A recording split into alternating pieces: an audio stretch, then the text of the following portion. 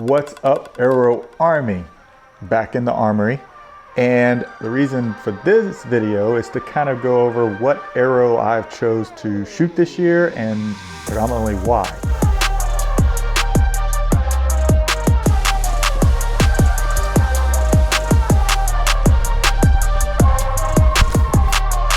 As you can tell, if you can't see from there yet, it is the Victory HLRs in 300 spine.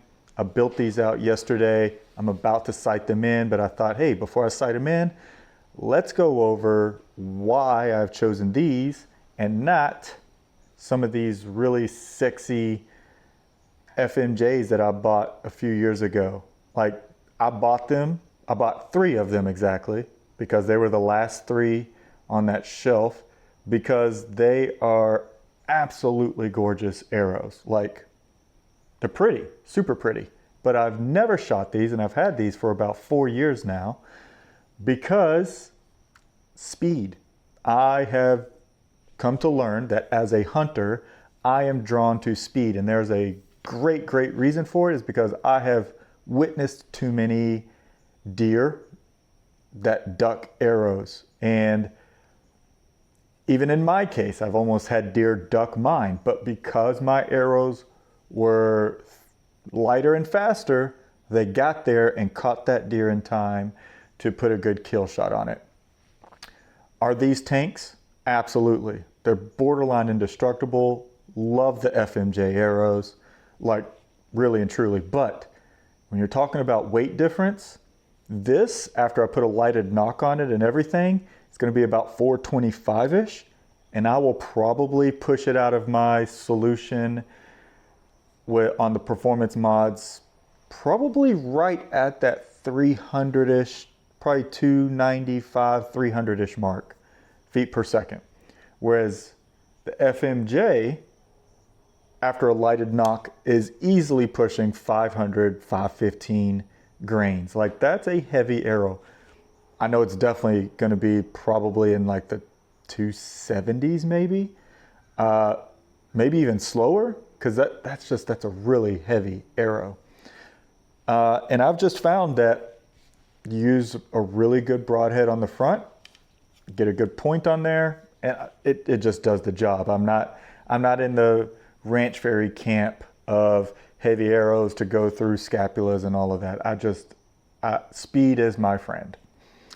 And I have a video that kind of proves that. So last year I was out hunting at my in-laws, invited some of the squad. Jeremy and Stephanie decided to tag along. So I said, hey, you guys, I'll climb up this other tree with my saddle set up. You two, cute little married couple, can get up into the 2-person stand and hunt, and I'll just film everything because I wanted them to get a few does. So what we're going to do is kind of just watch that video together and talk about it. All right, let's watch the video. There you have it. There's a snapshot of Jeremy and Steph up in the tree together. Oh, aren't they just so cute? Look at them, camoed out, can't see nothing. Wait, enhance. Holy hell, just stop it. I remember this now. Jeremy got there, and he usually has his hunting boots in the back of his vehicle. He got out and was like, crap, my boots aren't here. But you know what? They're camo Crocs. So he continued the mission, sir, and I salute you for that. He didn't let that stop him. He walked out there and hunted anyways. Say what you want. That's funny, but you also have to give the man props for hunting anyways. All right, let's watch this video. All right, as you watch Jeremy draw back here, we got a couple of young does coming into the corn pile and little feeding area that I've got out in front of us. You see the first one is approaching. He ranged it, and it was about a 22-yard shot. But what you're about to witness is a amazing doe duck.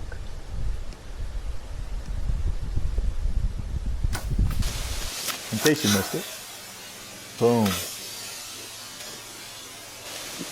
So I do want to back up and freeze frame on the actual ducking part. And you can see his lighted nock leaves a nice camera streak just above it.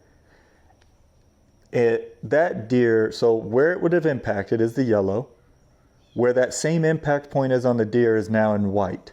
That deer easily ducked 14 to 16 inches in a matter of 4 frames. See, let's back it up here. 1 frame. So deer hears the noise, begins to duck legitimately when this arrow is about 12 feet away. Now, like I said, 22-yard shot. He was shooting FMJs, really heavy arrow. None of us thought he was gonna, none of us thought this could have happened. 22 yards. This arrow is 12 feet away before this deer reacts. You see the green streak to the left of your screen right now? Then next frame. Now this is 30 frames a second, so this is 4/30ths of a second is all the time that this deer needed to move completely out of the way of this arrow. Next frame. You see the arrow approaching. Now given that green is the back of the arrow. So even if it was legitimately, if it was 2 frames faster, then this story probably would have been a whole lot different. Right there. That's incredible. And just absolutely incredible at how low that deer got in 4 frames. 4 frames. It's incredible. So the deer actually never knew Jeremy and Steph were there, never knew I was there. It actually trotted off.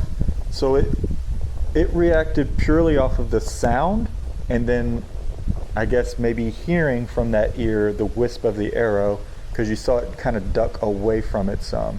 So that right there, legitimately, if he had had 2/30ths of a second faster of an arrow, that deer would have probably been high-lunged and easily recoverable.